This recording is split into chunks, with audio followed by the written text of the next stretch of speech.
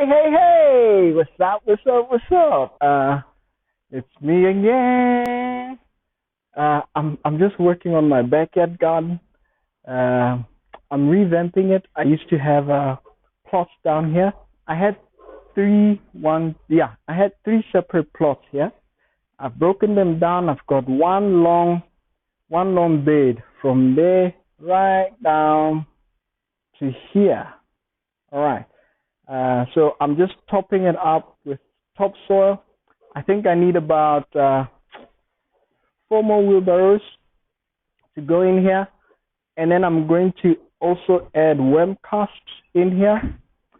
And then I'm going to take some mushroom compost. The waste from mushroom. After I grow the mushroom, what I do is what is left from the mushrooms, I put it in here because it becomes organic compost for the plants.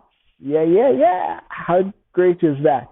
And then you see what the mushrooms do is they break down the cellulose in the straw, which then leaves broken down nutrients ready to be consumed by the plants.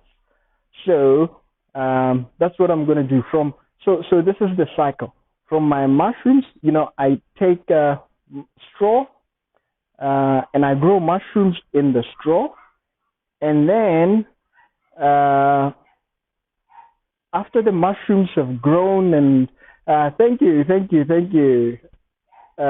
for that comment. Good going. Unfortunately, I can't see your name because the software I'm using doesn't allow me to see your name, but I'm getting to a point where I'll be able to see exactly who you are, and I can thank you personally by name. But thank you for that.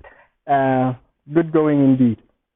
And now, okay, I'll say the process is that I grow my mushroom on straw, and then the mushrooms, as they grow, what they do is they break down the cellulose in the straw, which is a decomposition process, So, in actual fact, the mushrooms expedite the decomposition of straw.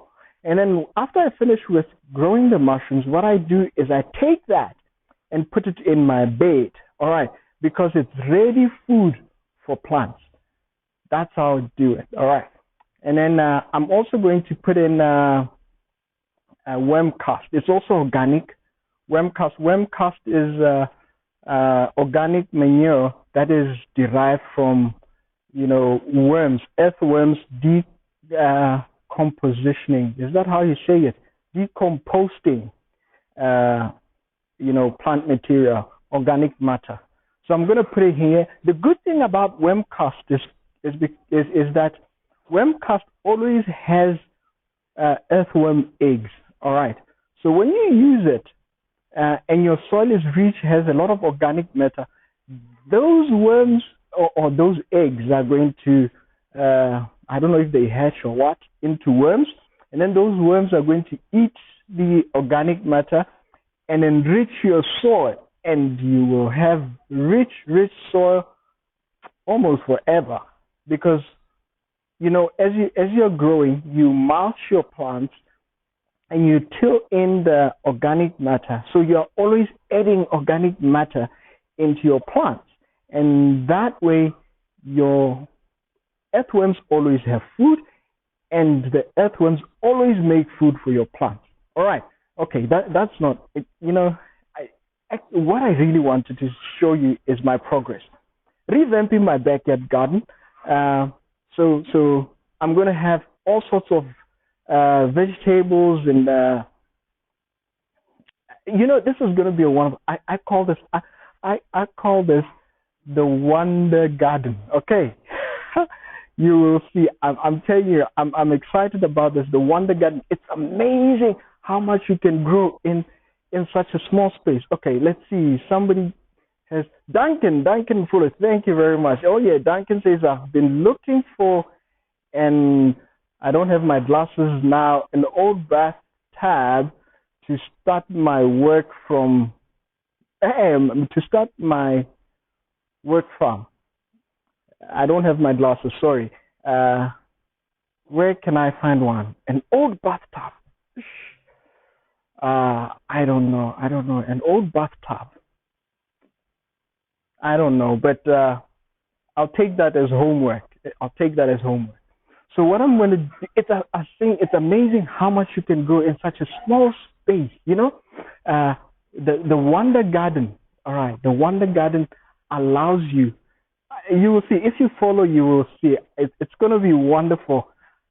Like for instance, you have lettuce on one corner. You have I don't know, onions. You have tulip. You have uh, whatever else in one small space, and you have so much that you're growing in a small space. It's amazing. I mean, with say for instance tomatoes and cucumbers and the like, you grow them for some time. As they grow, and you grow them up, and as they grow up, and you utilize that space to grow something else. There's so many examples. I'll share these with you if you follow. All right. What are you using to raise your composting worms? I don't actually raise my worms. All right. What I found works for me is I take worm. I buy worm cast. Okay, worm cast. Now worm cast comes with, it's inevitable. It will come with earthworm eggs. All right. Now to maintain the earthworms in your garden, you have to keep your garden rich in organic matter. Your soil rich with organic matter, because that's the food for the earthworms. All right.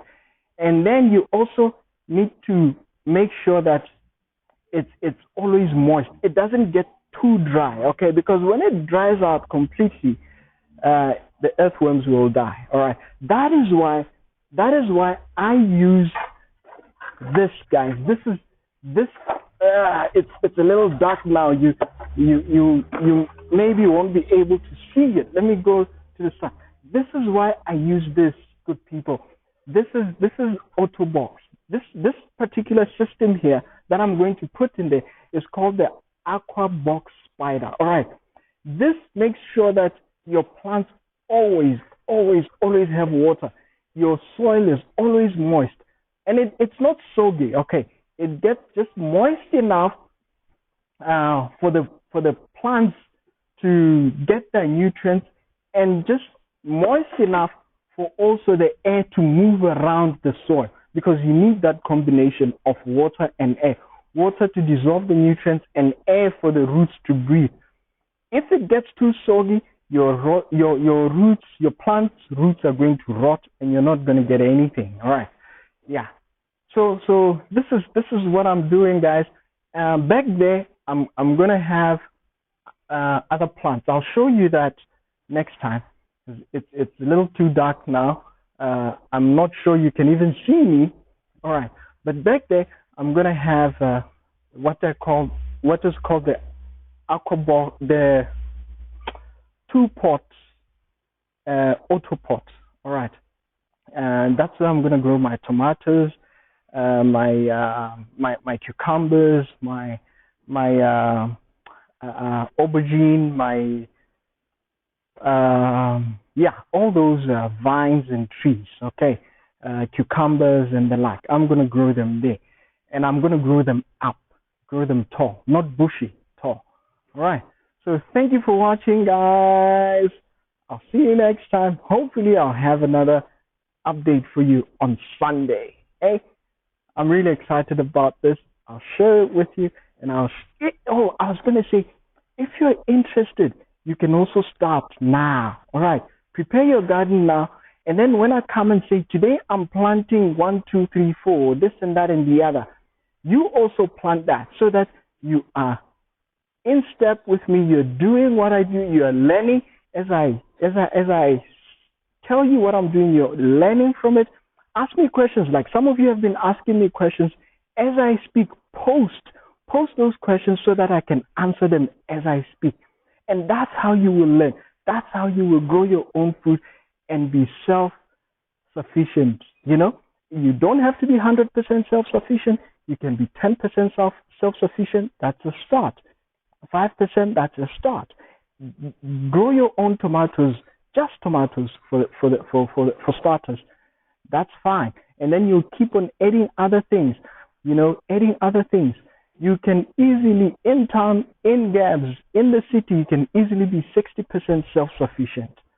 And, boy, that would be good. If I can hear somebody saying, I'm 60% self-sufficient, I'll be happy. I'll be the happiest. But I'm still happy even if you're 5%, 2% self-sufficient. Just grow something. Just grow something. Just do it. All right. Yeah. Dream big, man. Dream big. Start small and keep your eye on the ball. All right. And you will get there. You will get to the big goal. Thank you, guys. Thank you for watching. And remember, eat food as grown, grow your own, eat from your own hands, and be healthy by choice, not by chance, eh? All right, ciao, ciao. Take care. Have a good rest. God bless you guys.